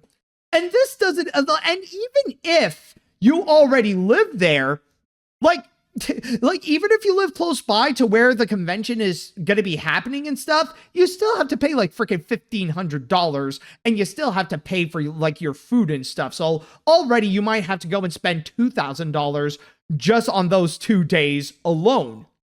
And the wildest thing about the prices is just the fact that when it comes to becoming an animator or when it comes to becoming a show creator, these are not jobs where you aspire to be rich and famous. Like, if you wish for fame and fortune, then getting into the animation industry is not for you. Because even people to this day, like even people who have technically made it per se, like even like very talented animators who would have thousands, if not millions of followers on social media, even when they have like a very wonderful portfolio that has a lot of like great works upon it, and that they had a history of working on some major projects for studios like Disney, DreamWorks, Pixar, Illumination, Sony, and many, many more. Even at that, they wouldn't be able to freaking afford this. They wouldn't have just $1,500 to go and spare just to go into this 2-day event for what is basically just networking. It's just an opportunity to go and network with some prominent people in the industry, and maybe it could be beneficial in the long run. There is no promise that the networking that you're going to do in that convention could even actually lead to somewhere. Like, yes, I know networking is an integral part of the entertainment industry, and it's a big help to let you go somewhere. But still, when it comes to this in particular, when it comes to when it comes to this event, the fact that you have to pay like at minimum $1,500, it sounds ridiculous. And that's why I got to go and ask, who the fridge is this for? Because if you're going to be aiming for like aspiring voice actors, aspiring creators, and aspiring animators, I can guarantee you they don't have the money for that. Like, really, at the most, you're just going to be getting the upper class in there. This is why I feel like when it comes to Hart Con, it really feels like, at best, it's like one of those pay-to-play websites. And as a voice actor, I know my fair share of those, like Voices123 or Voices.com or whatever, where basically the priority is not about your talent. It's not about how well, how good of an actor you are. It's about how much money you're willing to go and give them in order to go and get a leg up about it. And that's essentially what Butch Hartman is offering. It's mainly for the upper class so that they can have a bit of a shortcut, so that they could go and network with people like Tara Strong, Eric Bauza, producers, writers, and talent agents, and all that kind of stuff, so that they could get a heads up in their career. And it's largely due to their wealth, more so to their talent. And I think that's the biggest thing that I personally feel like is just absolutely bullcrap about it. And again, this is especially the case when that's just the price of the tickets alone, and he's not even offering the same prices for hotels and for the flight and all that kind of stuff. That's where I kind of feel like it's going a little bit too far, and why it just feels like this might be another one of Butch Hartman's schemes. And that's the thing that I just feel like it's just so baffling when it comes to Butch Hartman, because you would think that after what we know about Butch Hartman, that this dude would be done and out. Like, especially with his bad practices over the years, like especially after his days of Nickelodeon, you would think that like people would learn their lesson after the whole controversy with the Oaxis streaming service, which may have turned out to be a scam. And like, maybe there might have been some history with Butch Hartman where at worst he might have committed fraud. In fact, I honestly question if Butch Hartman even pays his taxes. And on top of that, like, not to mention, there was also that other controversy where he was kind of involved with, I don't know what it was, like this camp, or he was offering, like, he and his wife were like a part of like this Christian group that were dedicated to curing people of autism. Like, I might have gotten the details screwed up, but I do recall that Butch Hartman and his wife were involved with something that was promoting that they are like this camp or this program that they go and cure people of autism or whatever, like just that kind of nonsense. But you would think that people would know about that. You would think people would learn their lesson. But alas, that is not the case, however. Like, Butch Hartman is still out there, and it kind of feels like Butch Hartman kind of pulled a Doug Walker in a sense, where he doesn't hold any accountability for the actions that he has done in the past. And now he's just moving on, where people are still highly regarding him as this admirable creator. And yet it's just like, oh, well, those past things, those like, even if you do bring up like those past controversies, you're still going to get those dumb people that are like, why are you bringing up old crap, man? Why don't you move on from that stuff? It's just wild to me. Like, why? Like, honestly, like with the things what Butch Hartman has been doing, and the fact that he's still being enabled, he is still working on prominent shows and stuff like that.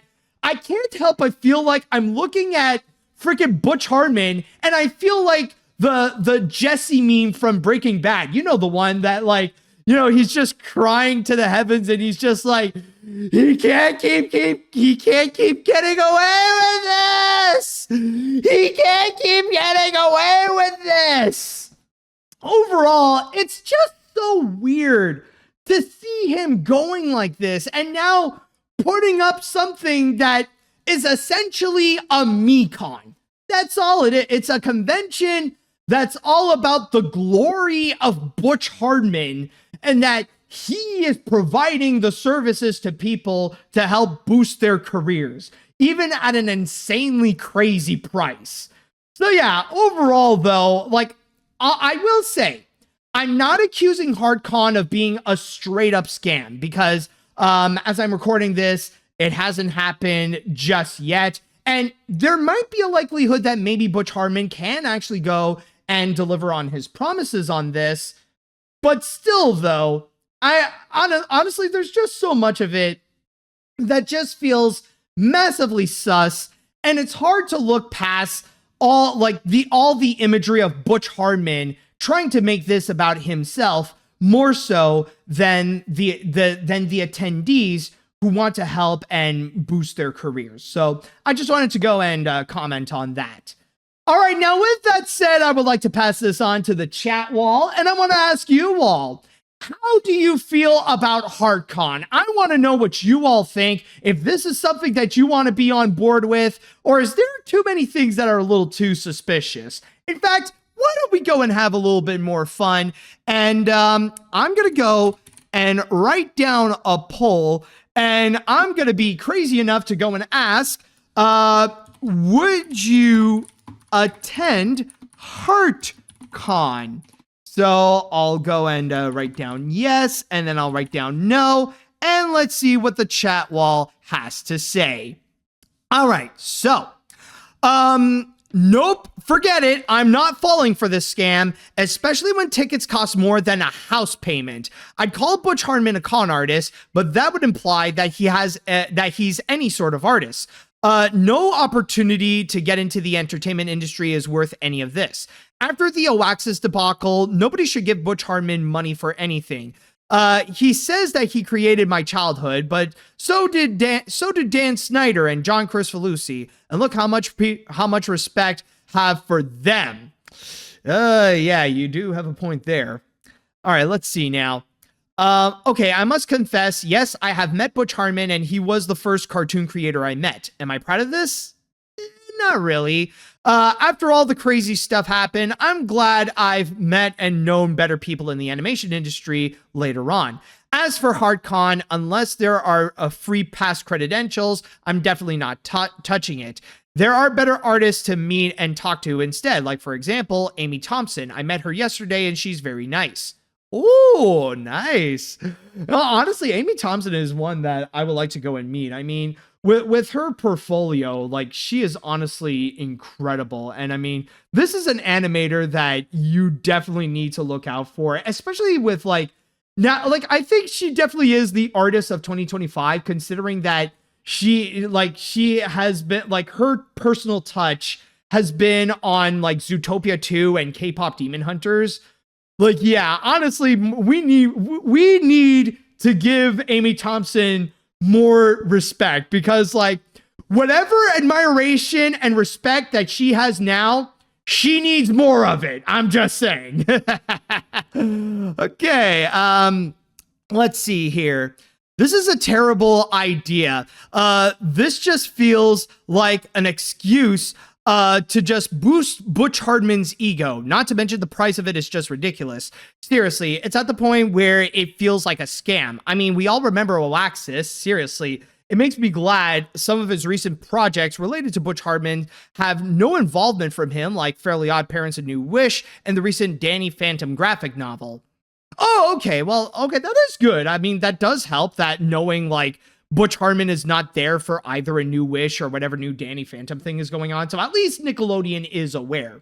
And by the way, I do want to go and mention, yes, I am aware, or at least because of the chat wall, I am aware that SaberSpark did make a video where he did go and analyze it, or either a video or a stream or something like that.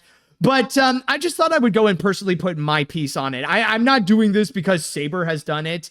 I just feel like that is definitely a bit of a coincidence. But yeah, honestly, I feel like, though, this is something that more people should go and talk about, because, like, yeah, something is very off, especially like when Butch Hartman is trying to do a new business venture. That's when we all need to go and sound the alarms, and that we need people like, we need more people than just like me and Saber to go and discuss about this. So I'm just saying. And by the way, it looks like the results are in, and shockingly enough, 96% of you have said no, you are not going to go and attend to Hart Con. Now, with that said, I want to know who the fridge is that one person who has actually voted that they want to go and attend Hart Con. I am very curious. Okay. Anyways, let's see here. I'll just read 2 more comments and then we'll move on from this. So, Hart Con for Butch Hartman sounds more like a scam con than a legit convention con. Seriously, the tickets and prices themselves is way too expensive than your average Comic-Con tickets, which no one can afford unless you're a rich person. It feels like he's doing it for the sake of needing more money, if how broke he is. I've been to several cons in the past, like Galaxy Con, and even they would not do this to fans for the purpose of a scam. Let's see. Tell you the truth, now I honestly regret mourning for him for the passing of Guy Moon. I'll explain later. I mean, geez Louise, I don't think even a regular Comic-Con charges that much, and I have never been into one. Maybe I'd be interested to know some of the stuff to sharpen my skills, but for a price like that, no way, Jose. I'd rather pay for an entire animation set or even a car than spend it on a lousy convention. I love watching his shows, but that's a crude example to never meet your heroes. Yeah, honestly, honestly, with all that said, I know we've been bashing on Hart Con hard, but there is one positive thing that I can go and say about Hart Con. Regardless of how it may turn out, regardless of who may be involved, including Butch Hartman, at least it ain't Anime Matsuri. All right, but with that said, we're going to go on to one more break, and when we come back, I will go into the grand finale and discuss about the biggest news in entertainment that has happened in the past few days. So stay tuned, because we're going to be checking out some major nominations. And now, everybody, it is time that we will go and conclude this episode off with the grand finale. And for this grand finale, man, did I save the biggest animation news and biggest entertainment news of the week for last. Because right now, the moment we've been waiting for has now arrived. And now the best of the best in terms of movies of 2025 is now going to be competing for the ultimate battle of winning the top prize which is the Oscars. Yes, the Academy of Motion Picture Arts and Sciences has revealed the nominations for the 98th Annual Academy Awards. And for this one over here, well, it is honestly very interesting. And I'm just going to go and say this right now. Even as an animation fan, I feel like the live action films and the ones nominated for Best Picture are definitely much more fascinating than the animation nominees. But I will do something a little bit different in terms of this analysis, where I'm going to go and actually start off with the animation discussions before moving on to the other categories and discussing about the bigger movies. So first and foremost, let me go and highlight you the animation categories, or the ones that also has artists and animators working on it. So starting things off, let's take a look at the nominees for Best Visual Effects. And the nominees are Avatar: Fire and Ash, F1, Jurassic World Rebirth, The Lost Bus, and Sinners. And now let's go and move forward to Best Animated Short Film. And the nominees for those are Butterfly, Forever Green, The Girl Who Cried Pearls, Retirement Plan, and The Three Sisters.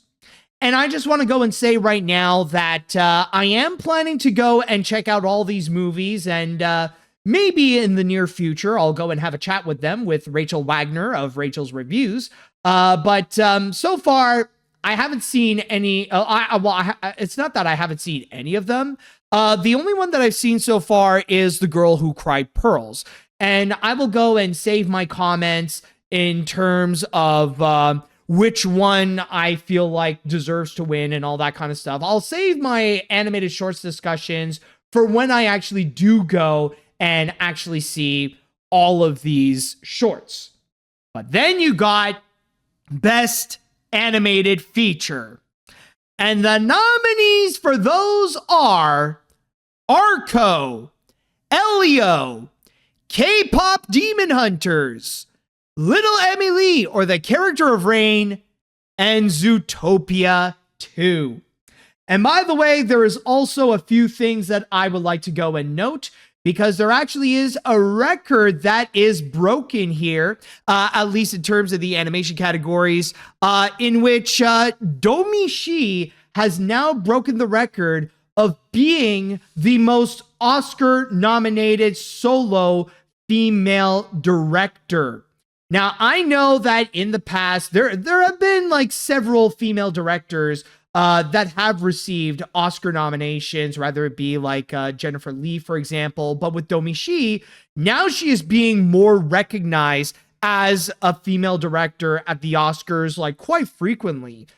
She won the Oscar for her short Bow. Then she got an Oscar nomination for Turning Red. And then she now has an Oscar nomination for Elio. So in that regards, I just want to give a big congrats to Domishi right there. I believe that is a record that she has broken. You can feel free to correct me if I'm wrong on that. But at the same time, we also got one movie here that actually got multiple nominations, or at least one other nomination, and that is K-Pop Demon Hunters, in which that is also nominated for Best Original Song for Golden, of course, to which that is now going to be competing against Dear Me from Diane Warren Relentless, I Lied to You from Sinners, Sweet Dreams of Joy from Viva Verdi, and Train Dreams from the movie of the same name. Now, if I may go and give out my quick comments on the animated feature category, I will say that I am honestly shocked that I actually got my prediction correct on this, because I was not expecting that I would actually be that accurate in terms of listing all 5 of those nominees.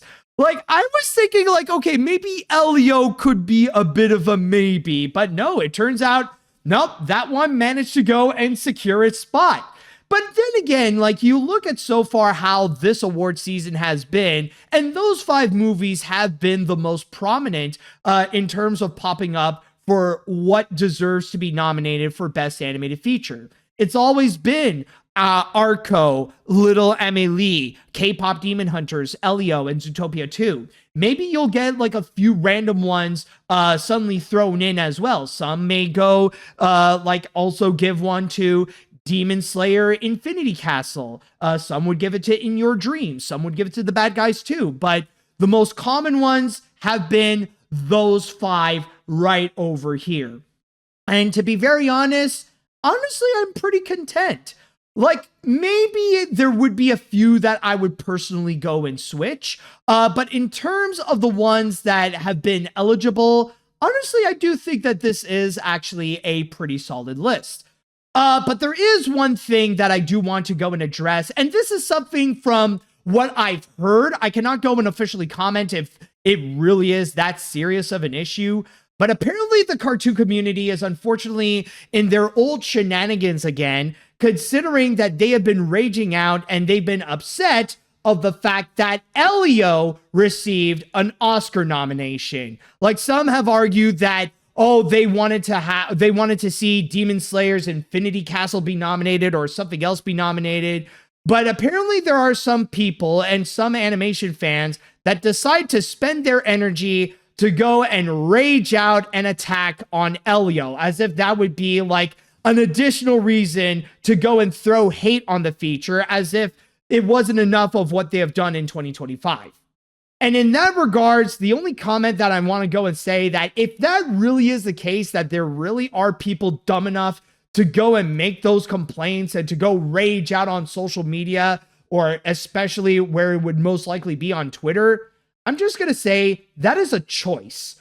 Like, if you're really that mad that Elio is nominated, you chose to be angry and you chose to go and find something to be upset about, because you could easily just be happy for the other categories. You could be happy that K-Pop Demon Hunters or Zootopia 2 received a nomination.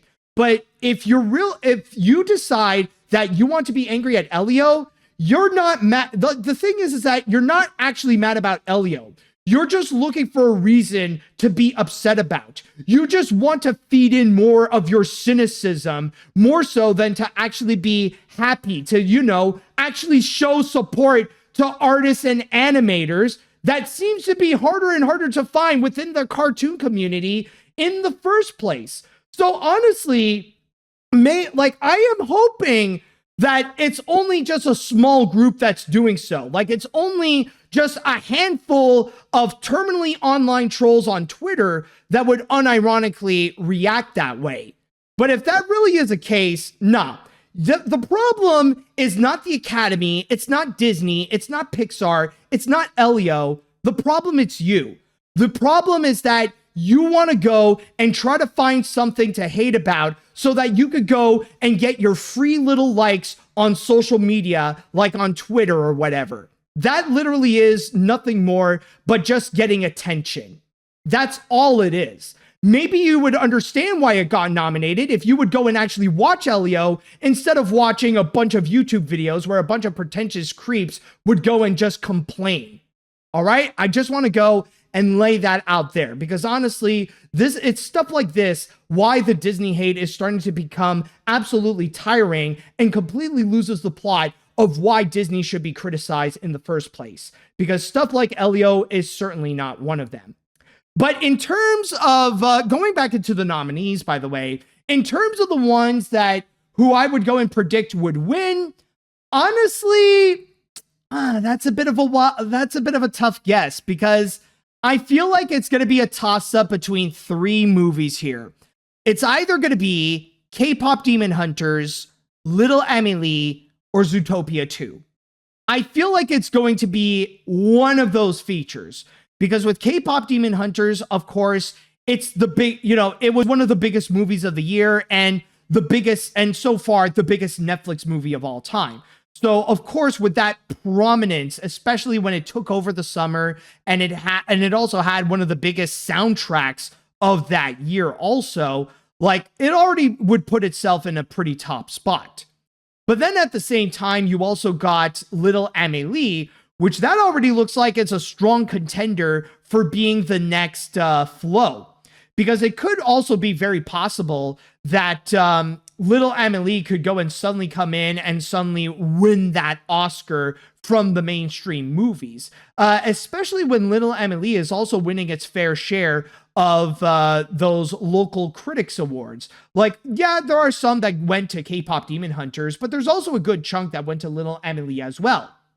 But then you also got Zootopia 2, which not only did it surpass Inside Out 2 to now become the biggest American animated movie of all time, but it's still very popular to this day. Like, it's still doing decently well at the box office. So in that regards, considering that the hype is still strong for Zootopia 2, that might even give it a leverage where that could also go and get the win. So overall, I would say, like, if I would go and put in my personal vote, I would go and put in Zootopia 2. But in terms of who could actually win, it's going to be a tough call. And I think it's going to be one of those three. So ultimately, we'll have to wait and see. Now, with that said, I want to go and also take a moment to go and discuss about the live action features, because history has been made with the ones that have been nominated for Best Picture. And the nominees for those are Begonia, F1, Frankenstein, Hamnet, Marty Supreme, One Battle After Another, The Secret Agent, Sentimental Value, Sinners, and Train Dreams. Now, the big thing to go and note, and I might as well go and say the biggest record that has been broken here is actually with Sinners, because Sinners has now become the most Oscar-nominated movie in history, with a total of 16, in which it managed to beat the record of 3 different movies, with Titanic, La La Land, and All About Eve, which they only had 14. But it is also worth noting, by the way, that a few other movies had done very well for themselves as well.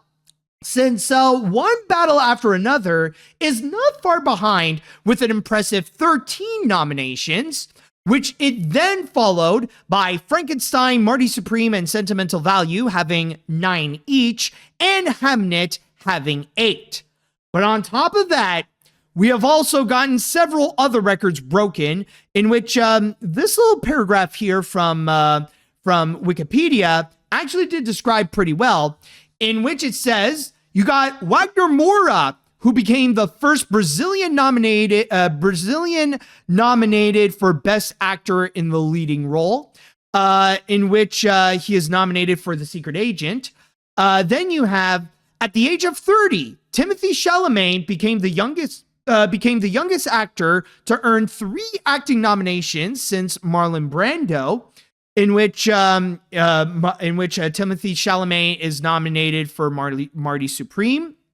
Then you got, at age 37, Emma Stone, nominated for Best Picture and Best Actress in a Leading Role for Begonia, became the second youngest person in Oscar history to reach 7 career nominations after Walt Disney. Stellan Skarsgård became the first actor nominated for Best Actor in a Supporting Role for a non-English language international film, which in this case here is, which is Sentimental Value, which is a Norwegian movie. And then you also got Autumn Durland Arkapaw becoming the first woman of color nominated for Best Cinematography, in which Autumn is nominated for her work in Sinners. And then on top of that, it also mentions that Chloe Zhao became the second woman, following Jane Campion, as the first woman of color to be nominated for Best Directing twice, in which this year she is nominated for Hamnet. And there are 2 others that I didn't see that is worth mentioning as well, in which Steven Spielberg has managed to really solidify even stronger of his record for being the person with the most Best Picture nominations, since Hamnet is his 14th nomination now, or his 14th Best Picture nomination. And then you got costume designer, you got costume designer Ruth E. Carter, who is once again nominated for Sinners, and this makes it her 5th nomination. And I do believe from other sources, it states that now Ruth E. Carter is now the most Oscar-nominated Black woman in history so far. So already with those records, congratulations. But I will say, though, if I could go and put out a quick comment with what we are seeing here with these records, it is pretty wild. But one thing I will say that I am rather shocked about is the fact that with Sinners, even though like that broke the record and it got 16 nominations and stuff like that, it will feel a bit awkward when it may not come out as the big winner at the Oscars. Because so far from what we have been seeing, what's been commonly referred to as the best movie of the year of 2025 is one battle after another.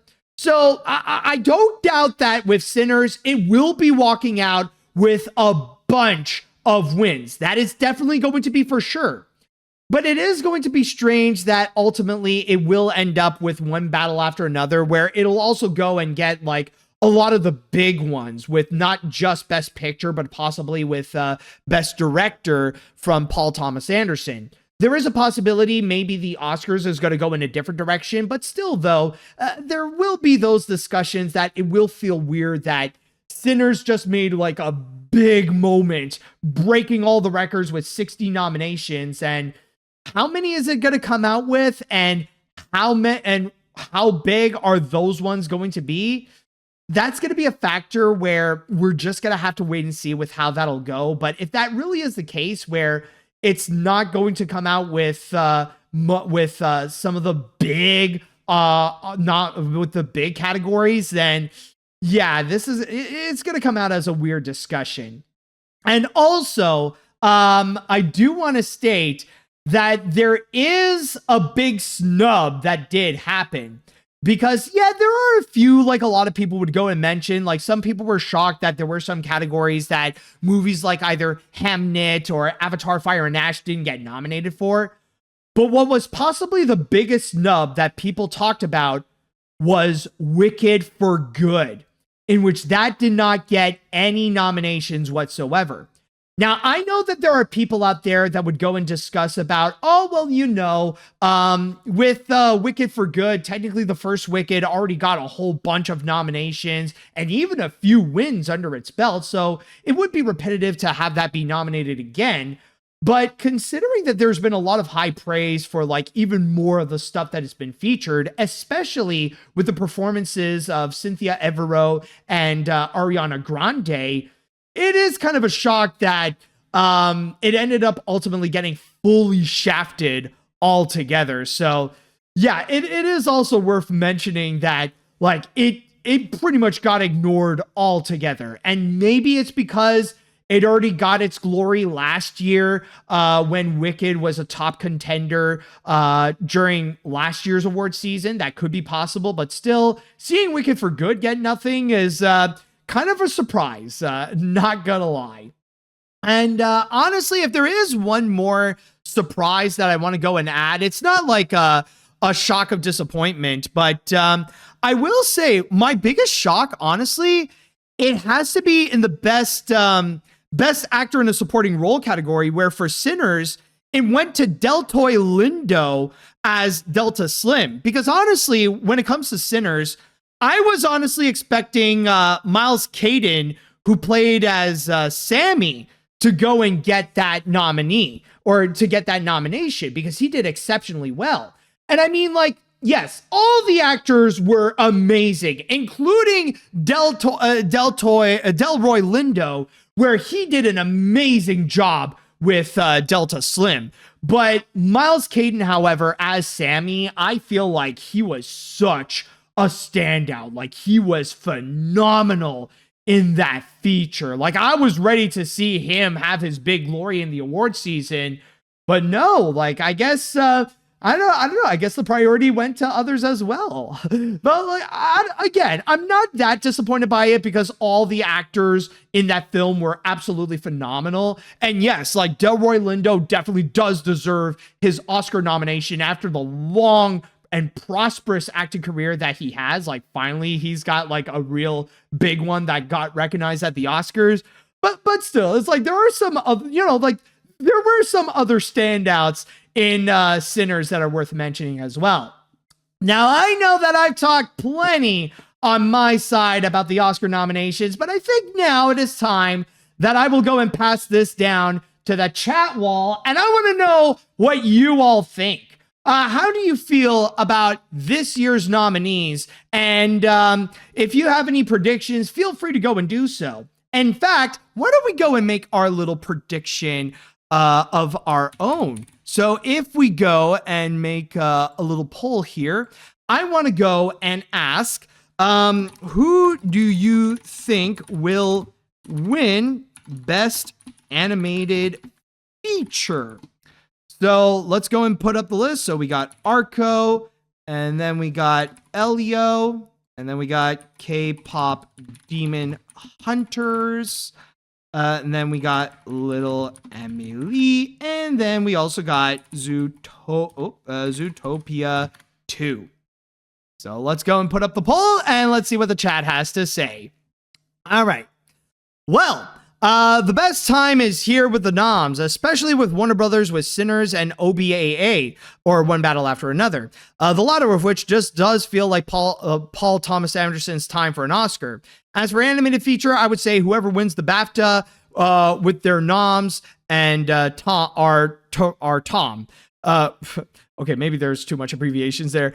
With their nominations, will be K-pop Demon Hunters competition, since K-pop is ineligible at the BAFTAs. The one big thing we will see is how the voting, since every member of the Academy has to watch everything that has been nominated for the final voting, but how many members will be lazy and lie? I don't know. I guess we will have to wait and see on that. Yeah, and that's another factor that will make things more interesting, is that on top of every Academy member is allowed to go and vote for Best Animated Feature, there's also a requirement that they have to go and watch all the movies if they want to go and vote. And I think it will be hard to go and actually lie, because like nowadays, when it comes to companies holding on, like having screeners and stuff, like they do put in a tally. I think it would, like, if the Academy is competent and like they do take their craft seriously, I think like they'll have a tally and they'll know like if you've seen them all or not. So like I like maybe they'll have like a bit of a note, they'll have notes on that. All right, so I'm definitely happy with a lot of these nominations. I'm honestly rooting for either K-pop Demon Hunters to win Best Animated Feature, and I'm rooting for Golden to win for Best Original Song. As for others, I'm happy Sinners got a lot of nominations. However, I'm really shocked Wicked for Good got no nominations. I thought it would get a few, but I'm surprised it didn't get any. Yeah, I'm even surprised that not even some of the songs, because I know there are some original songs in Wicked for Good, and yet they also got shafted as well. All right, so let's see what else we got. I'm actually really satisfied with this year's nominations. It's also a great achievement that Sinners broke the record as the most nominated film in history. But honestly, I'm more salty that Jurassic World Rebirth got nominated, and not that Elio did like everyone else, and I'd replace it with Superman. I'm also a little disappointed that it's yet another year where animation was snubbed again for other categories, especially after last year with the Wild Robot. Well, I guess it does depend on what you mean by snubbed. But anyways, not dissing you or anything, but let's just like need to have some clarification, because like nowadays snub can be a pretty vague term that, depending on the person, can have a different definition. Let's see. I'll read a few more and then we could conclude it. All right, let's see. Oh, and by the way, we do have our poll results. And interestingly enough, from those of you who have voted, apparently over half of you, 52%, say that K-pop Demon Hunters might be the winner, which is then followed by Zootopia 2 getting 32% of the votes, Little Emily getting 12% of the votes, Elio getting 4%, and Arco getting no votes. So interesting results right there. Let's see if you guys are going to be correct on that. Anyways, I'll be honest, the award season has always been something that I kind of just don't care about, since it's mostly just been about choosing favoritism over celebration of all movies nowadays. But I'll admit, regardless, it's nice to see Sinners getting nominated, though I'm a little salty that Fantastic Four got snubbed out of all the films that weren't nominated. Like, say what you will about the film, but not being in for Best Production Design or even Visual Effects over the Jurassic World is just whack. Yeah, I think, honestly, that's probably one criticism I've heard more often than the Elio crap. It's the fact that Jurassic World Rebirth actually got a nomination above many of the others, like Superman or Fantastic Four. Like, that I'll admit is a shocker, but I'm not going to go and comment on that because I haven't seen Jurassic World Rebirth, and honestly, I don't really care much about watching it, so I'm just going to leave that aside. And I'll leave it to the people who have seen it to go and talk about that. All right, I'll go and read one more comment before we go here. So, or maybe two, actually. So, let's see now. This year's Academy Award nominees are definitely strong this year, especially in the animation category. I'm glad to see K-pop, Zootopia 2, and even Elio made it in. As for Sinners, this is very unheard of by having the most nominations of any film ever. This is Oscar history right here, you guys. Also, the casting category is a nice bonus touch. Yeah, that's true. That's going to be a new category there. Let's see. To be honest, this year's Oscars are a really solid lineup. There isn't even any movies sparking controversy or negativity like with Emilia Perez last year. Even if Sinners doesn't win the picture, I am happy that it receives so much love. But no matter who wins, I am hype for the ceremony because you know we are about to get two amazing musical performances with I Lied to You and Golden, both of which I can already tell will be highlights during the night. We will have to see, however, considering that last year they did skip out on those musical numbers. So I don't know, like, we'll see if they're going to bring that back. Also, this might be a bit of a low-key hot take, but honestly, for the best music category, I am hoping that I Lied to You would win Best Original Song than Golden. I'm just saying. And with that said, though, that should do it for this episode of AniMat's Crazy Cartoon Cast. It's great being back live, and I am glad that this episode turned out to be a lot of fun. So thank you all so much for joining me on this, and tune in next time for more possible crazy stories to come in the world of animation and entertainment. And on top of that, if you want to go and follow for more AniMat's Crazy Cartoon Cast, then don't forget to go and subscribe to the AniMat's Crazy Cartoon Cast YouTube channel and also the AniMat Live Twitch channel. And at the same time, if you would like to go and follow me on whatever podcast service you're listening to, whether it be on Spotify, Amazon, Apple, and many more, then don't forget to go and follow me there as well. And with all that said, I would like to say thank you all so much for listening. Thank you so much for watching. And until next time, see you later, dudes.